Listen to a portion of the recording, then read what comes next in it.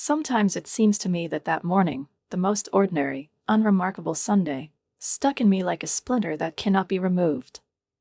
I was 7, and I didn't know that life could end in an instant, that pancakes carved in the shape of hares and bears might one day become the last. The morning started as usual. My father was already busy in the kitchen, pouring dough into a frying pan, and my mother, still in her bathrobe, was putting old ceramic plates on the table, the ones that were left over from my grandmother and always smelled a little mint. It was bright outside, the sun gently hugged our front lawn, and even the starlings at the feeder seemed especially fussy. My father was playing a Louis Armstrong record, and after a few seconds the old record player creaked, giving out a hoarse, warm voice.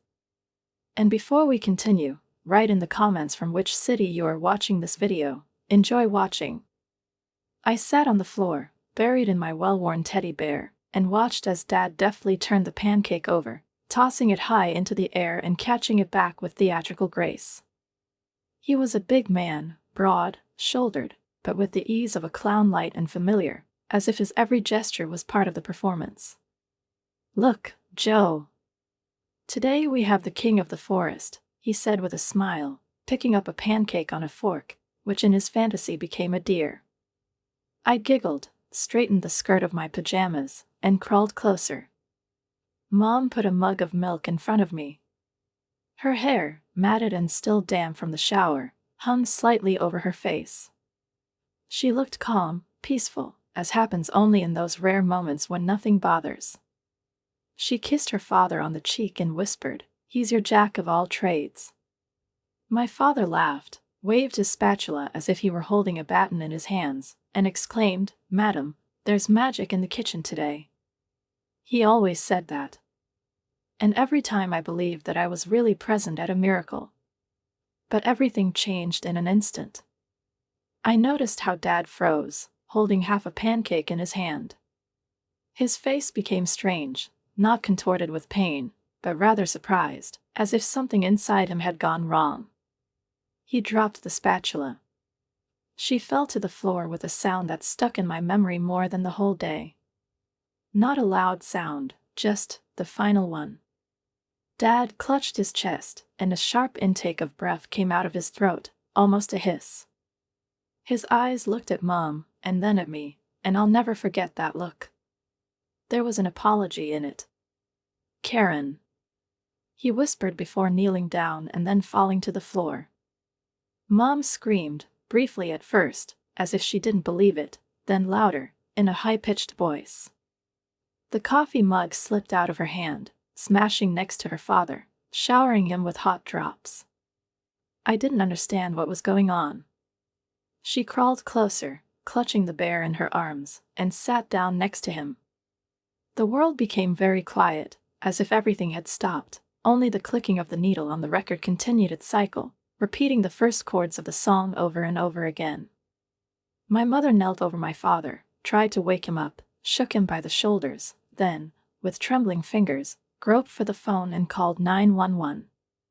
I remember how she screamed into the receiver, "My husband. He's not breathing." Her voice was breaking, as if her words were trying to escape faster than her lips would allow. Then there was an ambulance, sirens, paramedics in blue shirts, an oxygen mask that was applied to his face, and blank stares. One of them, a young man with blonde hair, gave me a pitying, understanding look, as if he knew in advance how it would end. They took him away. Mom went with them, leaving me with a neighbor, Aunt Ellie. I was sitting on her couch, rocking from side to side, as if I could rock myself back to that morning when everything was still fine. Ellie stroked my hair, whispered that everything would be fine, but I could see from her face that she was lying. Dad didn't come back. He died in the hospital without regaining consciousness. Karen returned a few hours later. She was like a ghost. Her eyes were empty, her hands were shaking, her jacket was buttoned up with the wrong button. I rushed to her, and she hugged me, but it wasn't the hug I was used to. She didn't hold me, just let me be there. And then she whispered, "He's gone, honey." That evening, for the first time, I felt that our house had become too big. He seemed to have settled down. The ceilings became higher, the walls became colder. The vanilla scent that used to hover here on Sundays has disappeared from the kitchen.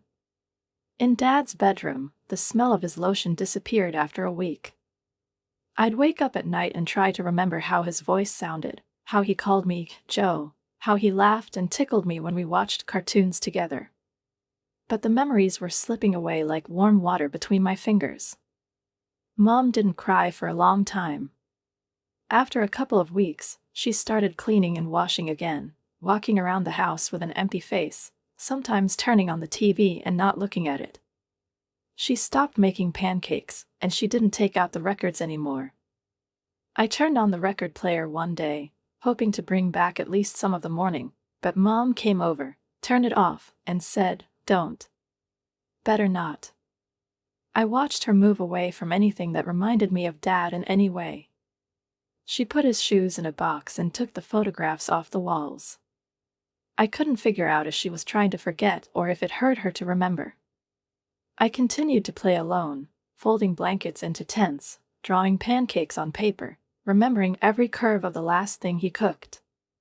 He was in the shape of a deer. He even had little horns made from apple slices. I've never tasted it. The pancake just stayed on the plate, cold, forgotten in a panic. Sometimes it seemed to me that I saw him in the morning, as if he was still on the kitchen table, waiting for someone to say, "Wow. How beautiful." I didn't say that at the time. I didn't have time to say anything. And now every morning, every Sunday, every dish that I cook begins with the thought, Dad would smile at this. If that fateful morning when my father died left a gaping void in my life, the years after his death gradually filled that void with nothing more than a sense of invisibility.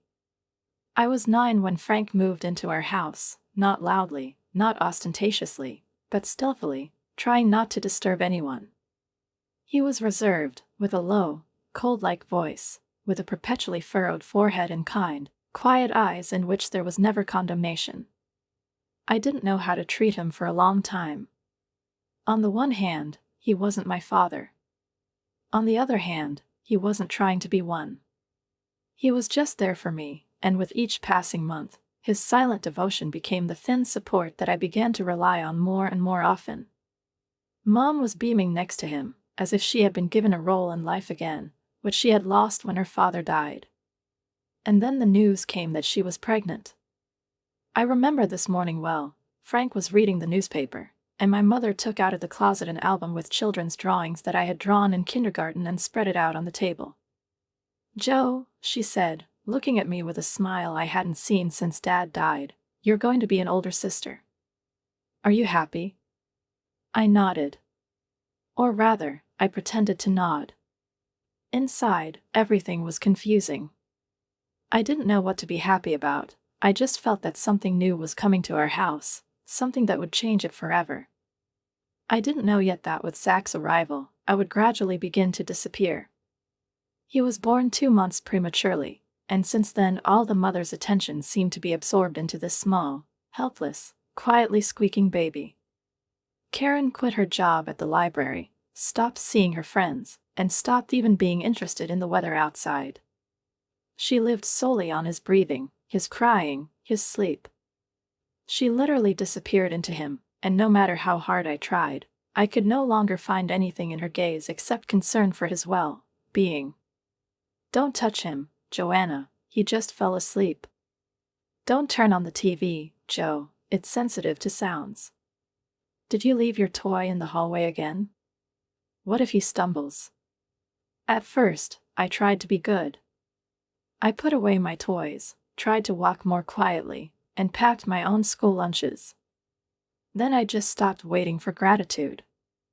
I've learned a simple truth: the quieter I get, the more likely it is that Mom won't notice me at all. But Frank saw it.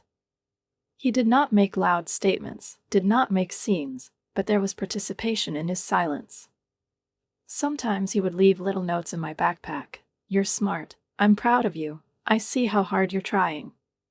One day he gave me a book about archaeologists. I was just reading myths about ancient Egypt. He winked at me and said, Maybe someday you'll find your own pyramids. I smiled then, and something inside me thawed for a moment. He became my quiet ally. He couldn't fight Karen, and probably didn't want to, but he wouldn't let me disappear completely. Zach grew up demanding, moody, with an endless string of, "You can't," and "let's do it later." If he didn't want to eat, it was a reason to panic. If he didn't like the color of the sheet, his mother would put it on another one at night.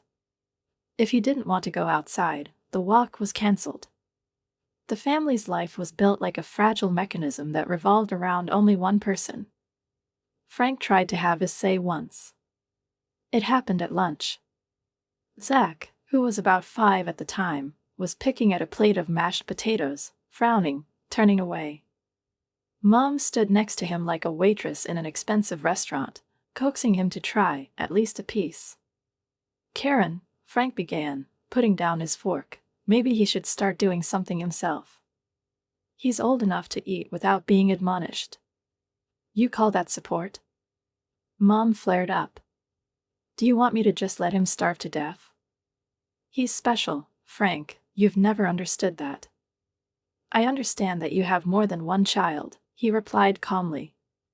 "And it's not just Zach who needs taking care of."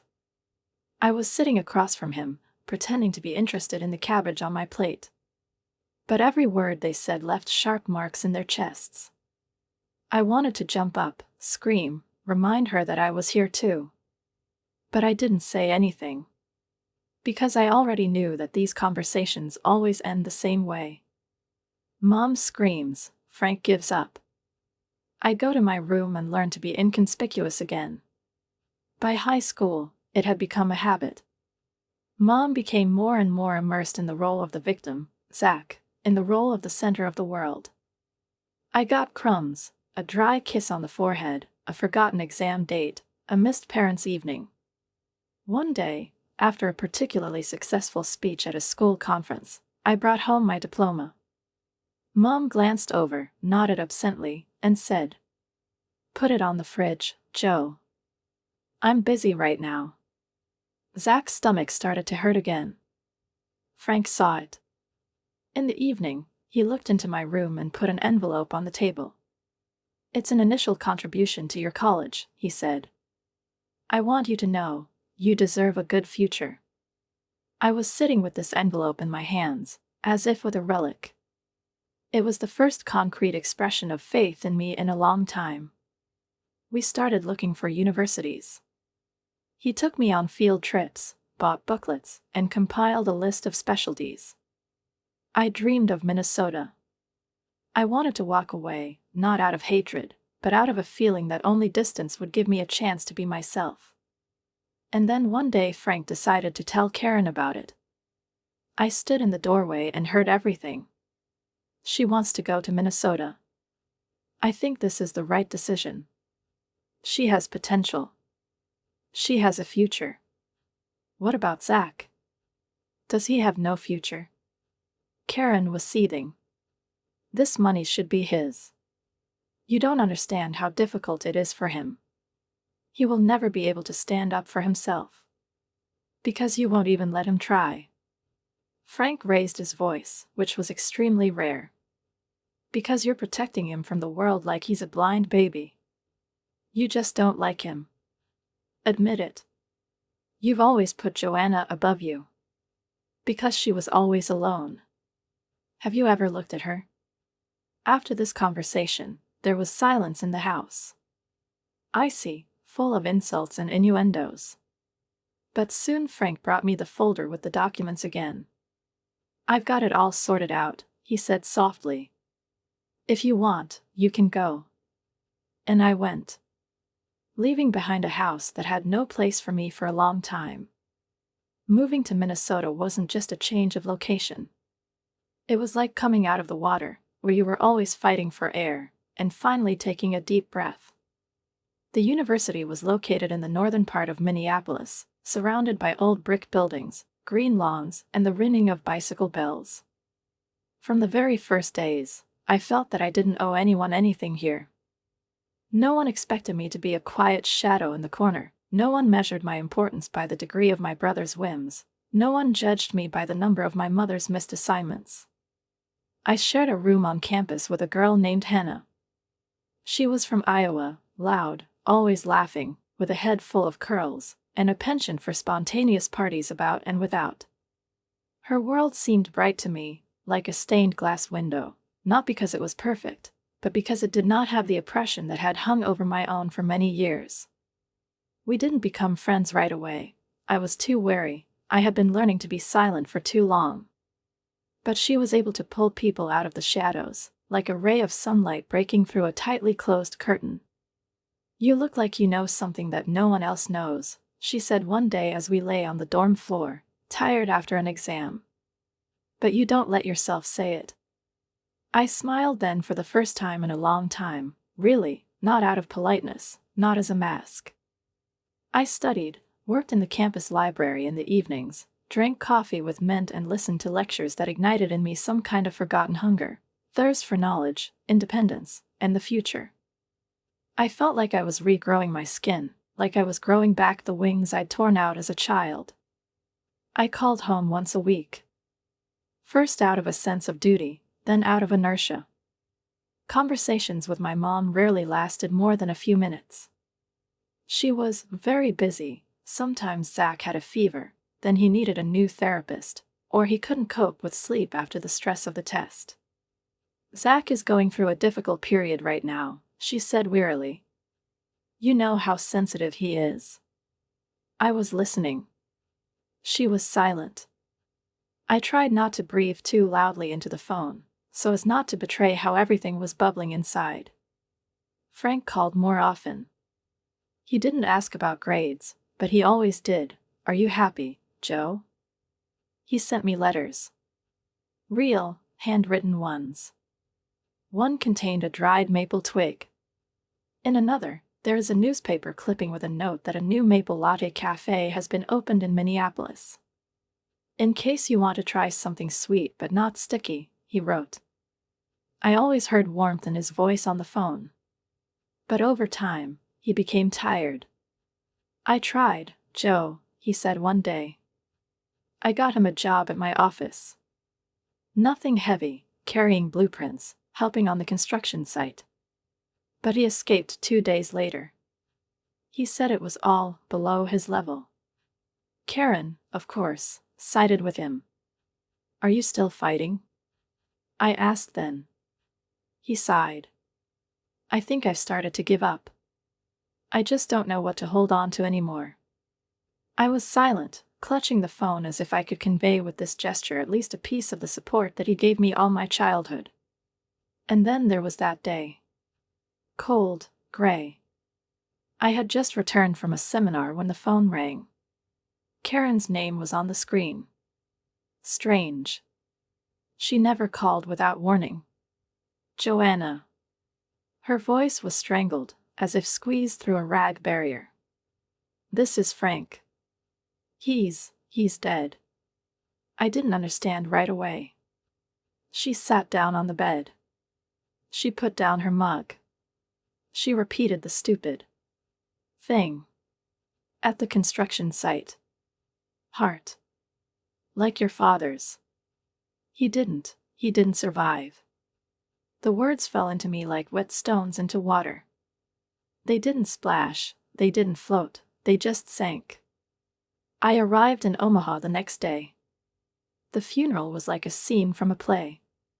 Karen stood by the coffin in a black coat, with a thin lace handkerchief in her hand, sobbing, clutching her breasts, wiping her tears with a theatrical movement.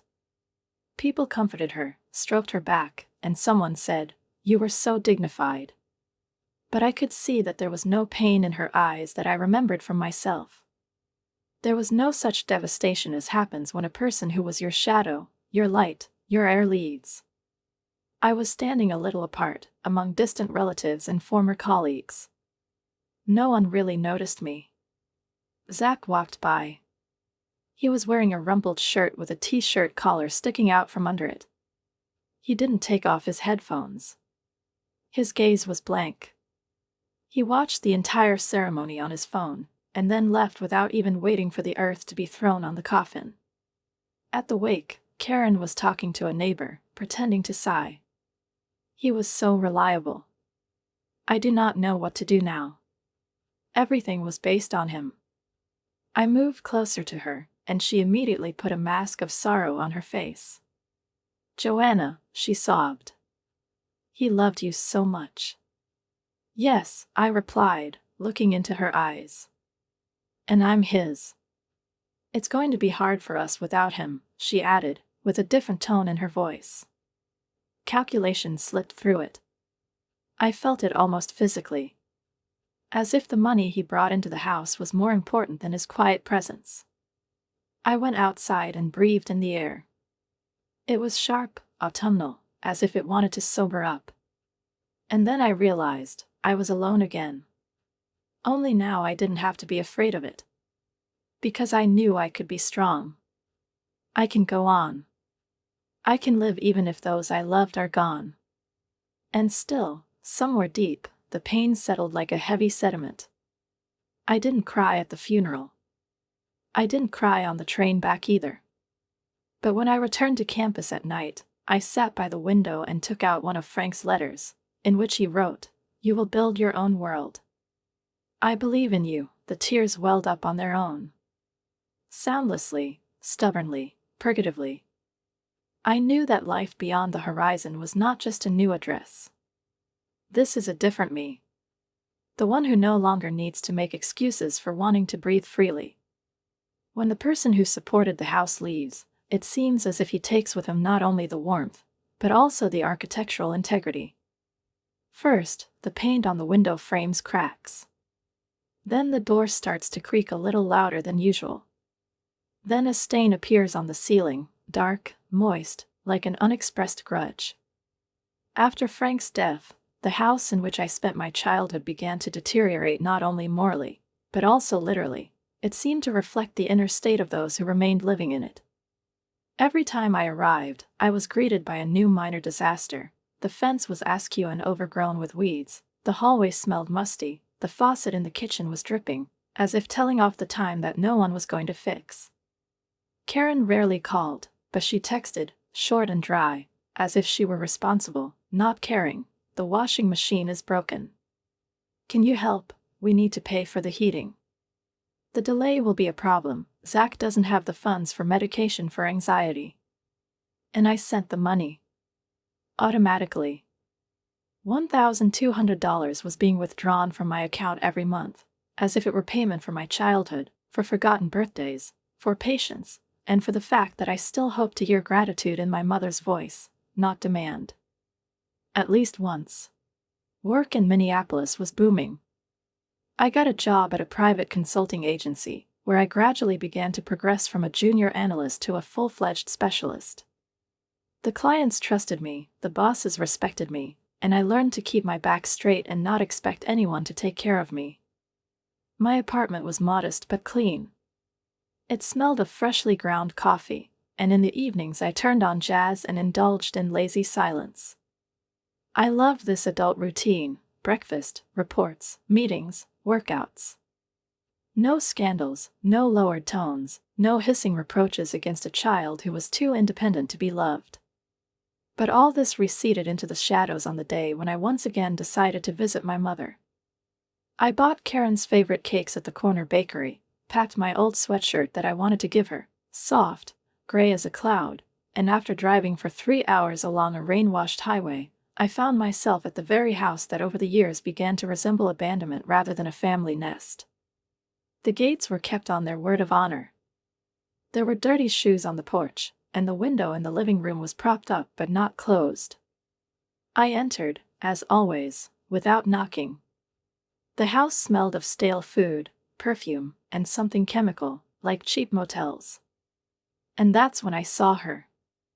A girl in a fuchsia velvet tracksuit, with long false nails and lip gloss, was drinking cider. My cider.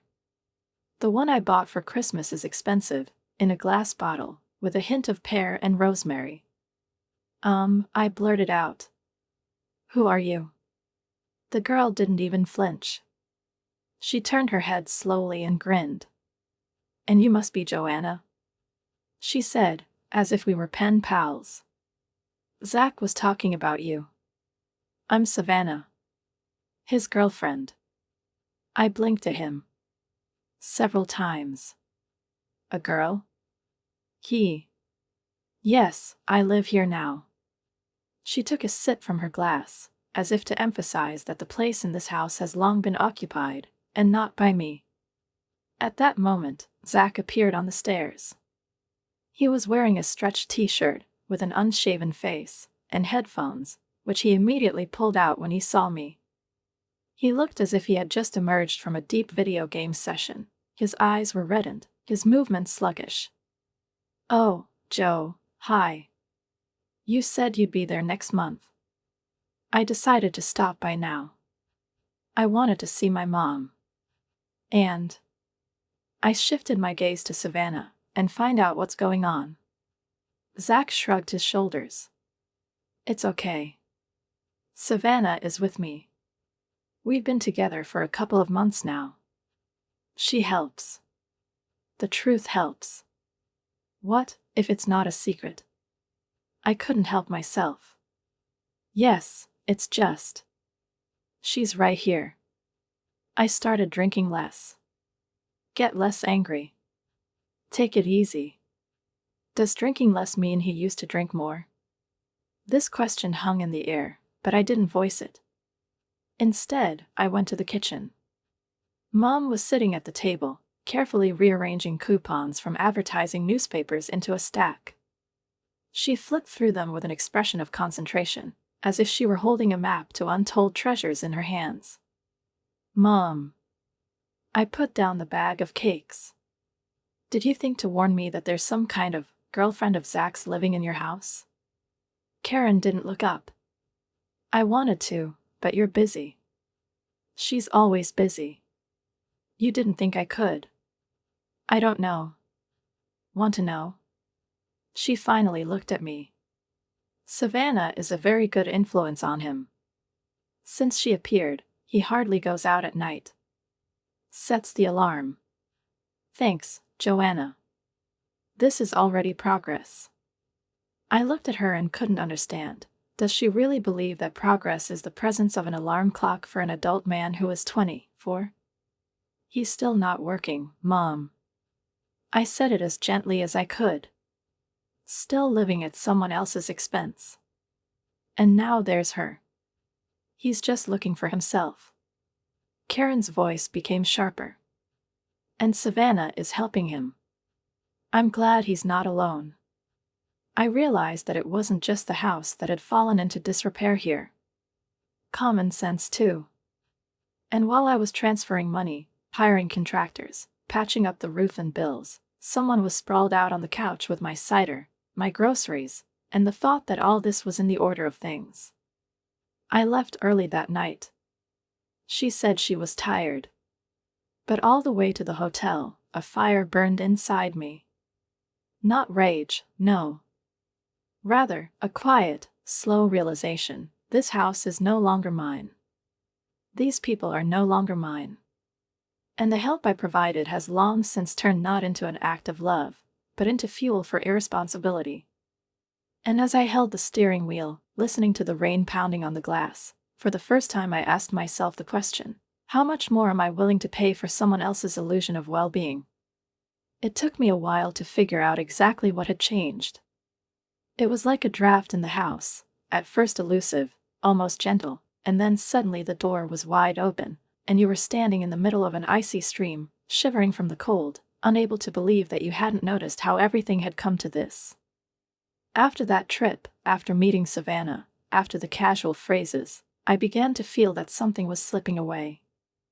I couldn't name it, couldn't point a finger, but in conversations with my mother, irritation began to slip, a cautious carelessness, as if by coming, I was disturbing the delicate balance in which they all existed there, Karen, Zach, and this woman with false eyelashes and the smell of strawberry lip balm who suddenly moved into the house. They didn't ask me to come. They didn't call or write, except on business. Increasingly, the messages came down to numbers. We need to fix the water heater. Zach has run out of funds for therapy. the electricity bill has gone up, please look. I paid. Automatically. Because deep down I still clung to the idea that family is a responsibility, even if the other party refuses it. And then there was a call from Aunt Marta. We hadn't spoken since Frank's funeral, but she was one of those relatives who remembered more than they talked about, and only talked when they couldn't keep quiet anymore. "Joanna, I'm not sure if I should tell you this," she began, and I immediately tensed up. "But you have a right to know. Karen took out a house for Zach. Completely. Reissue, notarization, everything is official. And Frank's retirement account, too." There were quite a few. I froze. I stared at one point for a long time, as if I could see through the wallpaper of the apartment the answer I didn't know. Then she asked, "Are you sure? Is this not a rumor?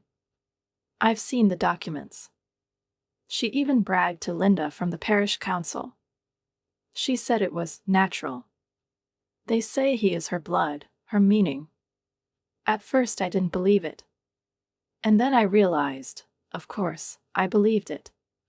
Because it was logical. It was a continuation of all those years when I stood aside. The logical conclusion of the story, where the daughter becomes a shadow, and the son becomes the sun, around which the remnants of someone's life revolve. I called my mother the next day. Not because of the money. Not because the house wasn't mine for a long time. It was because I needed to hear her voice, to hear her say it. Clearly. Without embellishment. "Did you make a will?" I asked, trying to keep my voice calm. Pause. "It's a long one." I could almost hear her clutching the phone. "Yes." "All about Zach?" "Yes." "And I'm excluded?" She wasn't making excuses. She didn't wag. She just said, "You've never been like him. He's special. I love him. And you just survived in this house."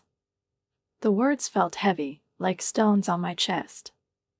But the scariest thing was that I wasn't surprised. She didn't scream. I didn't drop my phone. Because somewhere deep down I already knew that everything she had ever given me was with an eye to return. No love, just sharing. But she loved him. Not for actions, not for efforts, but just like that. Because I wanted to. "I was helping you," I said softly. "All these months. Money, groceries, repairs." "I thought you were." "It doesn't matter," she interrupted. "You were just doing your duty. And it's not for you to judge how I manage my property." "Dad wouldn't do that," I said. And that was the last thing I managed to say before she hung up the phone. I was sitting in silence in my apartment, which suddenly seemed incredibly spacious. It was as if by removing this invisible rope stretched between me and the house, I was suddenly freed. Empty? Maybe. But it's also easy. Lightness is not a joy, but a release from the burden that you have been carrying since childhood and do not realize how heavy it is. I logged into the bank's app. There, among my regular payments, there was still a monthly automatic transfer in the name of Karen Mercer. I clicked on it. The hand did not waver.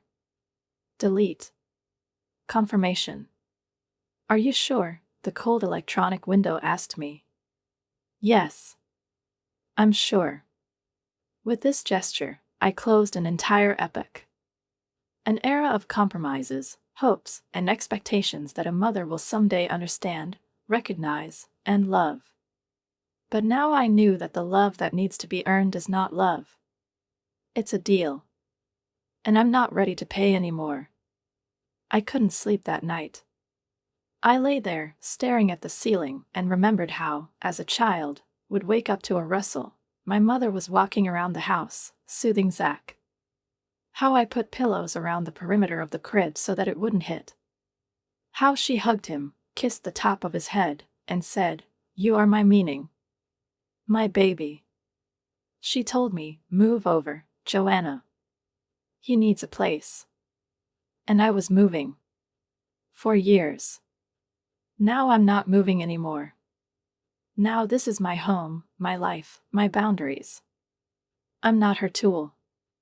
Not her bank account. Not her eternal shadow. I'm just me.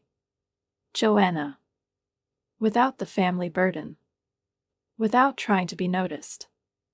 And no matter how painful it is to admit it, it was only in complete rejection of her that I finally became myself. House. For a long time, that word meant nothing to me except the memory of the smell of wet plaster, the creak of stairs, and the sound of a spatula hitting the kitchen floor the morning my father died. Then there are only fragments. A silence in which neither my name sounded, nor a voice wanting to hear how my day had gone. The house was a place where I learned to be invisible, where my existence was more a forced fact than a part of something alive. And yet, despite this, I dreamed. About your space. About a place where there will be no excuses, compromises, whispers behind your back. Where the walls won't listen only to other people's tears. After I cut the financial umbilical cord that connected me to Karen and Zach, there was silence. It's as short as a breath before a scream. And then the storm started. The phone rang every day, several times. The numbers were sometimes familiar, sometimes hidden. I didn't answer. Voice messages poured in one after another, filling up the phone's memory like weeds seeping into every crevice. How could you do this to your family? My mother's voice was high-pitched, with the same tone it used to sound when I was a kid, when I didn't make the bed or forgot to pick up Zach from the mug. You betrayed us. She betrayed her brother. He has no one but you, is the second message. You've never been grateful. Never. Everything was not enough for you. And now you've left us when we need you most. Next came a message from Savannah. On Instagram, of course. As usual, with pseudo-sincerity disguised as a reproach. You destroyed the family. Your mother cries every day now. And Zach. He's too sensitive for all of this. He started having anxiety attacks again. We were hoping you'd come to your senses. But it seems that your bills and career are more important to you. I closed the phone and put it face down. I wasn't going to answer. Not because I didn't feel anything. On the contrary, I felt everything: fatigue, disappointment, fear, even bitterness. But the main thing behind all this was determination. For the first time in my life, I knew that silence was not weakness. It's a choice. I talked to my financial advisor. I opened an investment account. The money that used to be spent on repairing someone else's house, on medicines, on pizzas, and the internet in Zach's bedroom, now began to work for me. I felt like I was making a down payment on my own existence. A small step toward something real. 3 months later, I found a house. It was small, one story, with a paneling the color of melted milk, a porch where you wanted to put clay pots with geraniums, and a backyard where you could put a wicker chair and drink cold lemonade in June. The house was located in a suburb of Minneapolis, in a quiet area with playgrounds and old trees. Not luxurious, not in the center, but mine. I signed the documents in the sunlight, in an office with the smell of coffee and fresh ink. My hand was shaking, my heart was beating fast, and when the agent smiled and said, "Congratulations, Miss Mercer. Welcome home," I almost cried. The move was not noisy, but joyful. Every box, every simple action, a nailed shelf, books stacked in drawers, curtains hung, it all seemed like an initiation ritual. I laid the tiles in the kitchen myself. I painted the walls in my bedroom the same shade of lavender that I dreamed of in college. I bought a globe lamp as a reminder that the world is now open. And with every little thing, I realized more and more deeply, this house is not just bricks. This is the body of my freedom. This is a place where no one will say, "You're too much, you have to, you're not like him." This is my new language, which I use to talk to myself. 6 months passed almost unnoticed. I started going to yoga on Sundays. She got a dog, a red-haired half-breed named Paco. He was running around the yard chasing falling leaves, and I was drinking coffee by the window, and for the first time I didn't feel anxious in the morning. And then one day, a cold March morning, light fog, puddles frozen in the night frost, I opened my laptop and saw a letter from Karen.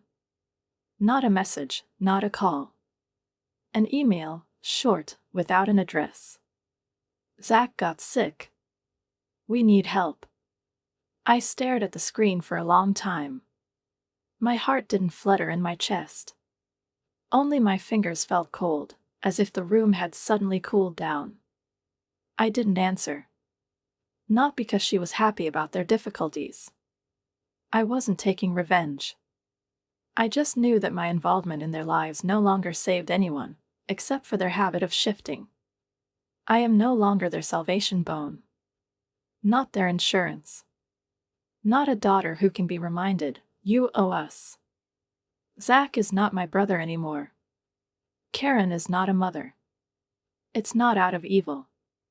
This is from the truth. At some point, we stopped being a family. Not on the day they made the will, and not when I stopped sending money. And the day I realized that a love built on duty is not a family. It's a bridle. And I'm not going to wear it anymore. A few days later, I was driving around the city. Past the construction site, concrete, gravel, metal beams, a crane stretching into the sky like a bony hand. There was a sign on the fence, "We are looking for workers." My car slowed down, and for a second I imagined stopping, taking a picture of the ad, and sending it to Zach. Maybe it's time to start. But I didn't stop. Not because there was nothing to say, but because it is no longer necessary. I stepped on the gas, and the street was left behind, along with everything that once pulled me back. Now I belong only to myself.